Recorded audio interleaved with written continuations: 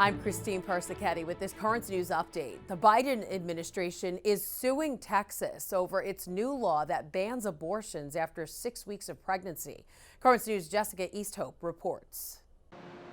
The Justice Department sued the state of Texas Thursday, asserting the law illegally interferes with federal interests. This law is a violation of your rights, and we are going to do everything we can to provide assistance as quickly as we can. The pro-life law bans abortions as early as 6 weeks into pregnancy after the detection of a fetal heartbeat. The Texas heartbeat law went into effect on September 1st after the Supreme Court blocked an injunction. We celebrate every life saved by this legislation and hope that it will be maintained in order to continue saving lives every day. Biden, the country's second Catholic president, called the law an assault on women's constitutional rights. The heartbeat law doesn't make any exemptions for rape or incest, but will allow abortions if a mother's life is in danger. Rape is a crime, and Texas will work tirelessly to make sure that we eliminate all rapists from the streets of Texas. Those outspoken against the law say it will not eliminate abortions, but rather force women seeking them to travel elsewhere. One of the clinics I work at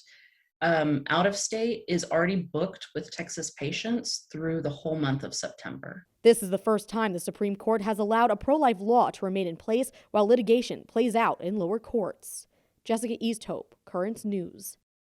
Meanwhile, Mexican bishops are speaking out after that country's Supreme Court ruled a pro-life law in one border state is unconstitutional. The reversal is expected to have wide-ranging effects throughout Mexico. In a tweet, the Mexican Bishops' Conference quoted from an August 12th conference document saying, "Those of us convinced of the value of life have no need for a murderous law such as the one that is being approved." Kabul airport back up and running on Thursday for the first time since our military withdrawal. The first flight to take off included some 200 foreign nationals, including Americans, although the passenger breakdown is not yet known.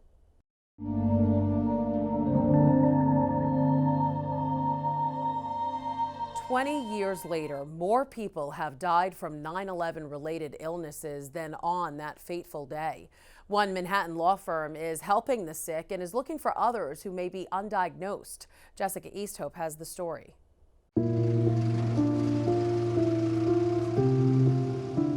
Federal government saying that the air was safe to breathe, we were never prepared for that. So there was no breathing protection. Breathing in that dust has proved more deadly over the last 20 years than the terrorist attack itself, a truth Richard Allies knows all too well. He was a battalion chief coming off of a 24-hour shift at his firehouse in Canarsie when he jumped onto a rescue truck for a job that would define his life and career. A ride that took him to ground zero for 3 straight days. He says his Catholic faith carried him through. It kept him strong inside as he was weakened by the horrific sights and sounds. The air surrounding the wreckage had the same toxic pH level as Drano. Allies learned just how harmful it was when he was diagnosed with skin cancer. Allies now works at Barish & McGarry Law Firm, helping other survivors get the justice they deserve through the 9/11 Victim Compensation Fund and World Trade Center Health Program. Not a day goes by without one of my clients dying. It's truly heartbreaking.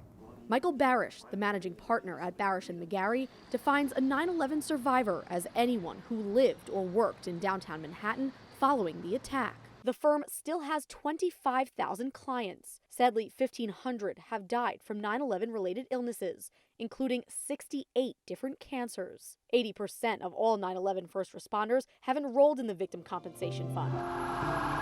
But you didn't have to be running into the towers to get sick. Those running from them were just as susceptible. We're coming down with the same illnesses. We're dying from the same illnesses. This is not just about first responders. In Lower Manhattan, Jessica Easthope, Currents News. The deadline to register for the 9/11 Victim Compensation Fund and World Trade Center Health Program has been extended through the year 2090. You can register at vcf.gov.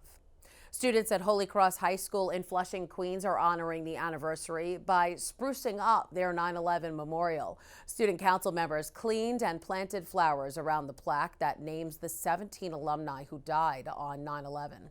The school will also honor the fallen knights during a football game Saturday night. The Diocese of Brooklyn's Tablet newspaper will be remembering 9/11 this week. Read firsthand accounts from people on the ground that day, the children of first responders carrying on the message to never forget, plus the emotional memorials at churches throughout our diocese. Go to thetablet.org to learn how to subscribe. And finally tonight, it's back to school season, and that goes for everyone, even those who are way past retirement age. John Lenahan is an 87-year-old Queens native and former parishioner at St. Joseph's Church in Astoria who has enrolled in Fordham University's online degree program.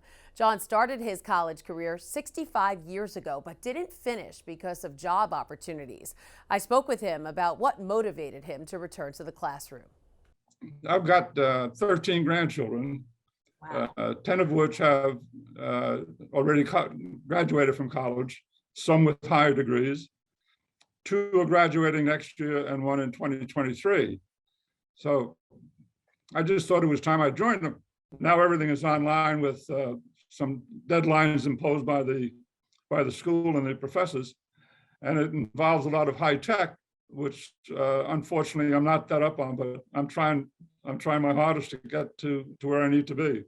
John says his official graduation date is expected to be May 21st, 2022. That's great. And that is this Currents News update. The newscast will be back to its full length this fall when we move to our new studio. I'm Christine Persichetti. Thank you for joining us because we are putting your faith in the news.